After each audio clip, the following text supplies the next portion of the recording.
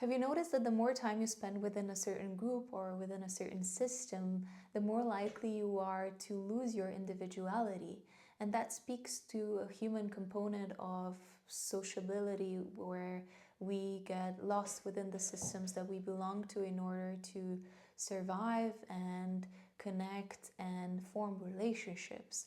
But it also speaks to a potential of losing our sense of self in the group dynamic of a trance-like state. So psychologists and sociologists have long ago talked about the potentials within a group dynamic where individuals are more susceptible to let go of their individual consciousness or unconsciousness and get lost in the group or collective unconsciousness. So that means that the unit of the individual starts acting like the unit of the collective. And we are all prone to this phenomenon or conditioning, no matter how strong our willpower is. And this speaks to our primordial brain's capacity to seek safety by disappearing in the collective hold of the unconscious. Carl Jung talked about how it's important for our individuation process. So this is a process where we get to know our true self, or where we get to discover our full potentials of our personality, that we get to know the collective unconscious, so that we get to know the groups and the systems that we belong to, but that we differentiate with them by not identifying or fully identifying with them.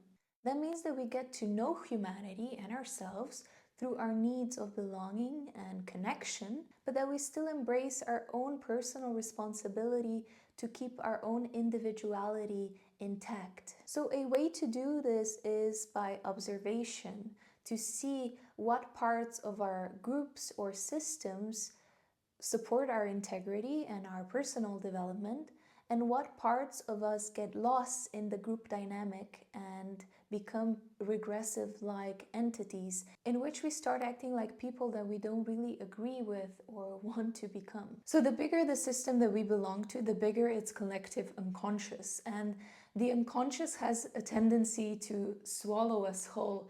It does not prioritize individual consciousness or unconsciousness. And our job as individuals who keep in mind the well-being of ourselves and the well-being of systems that we belong to, it is our responsibility to be mindful what parts of the system serve us individually and serve the system in productive and healthy ways, and what parts of the group dynamics that create trance-like states are really unproductive and toxic and harmful for not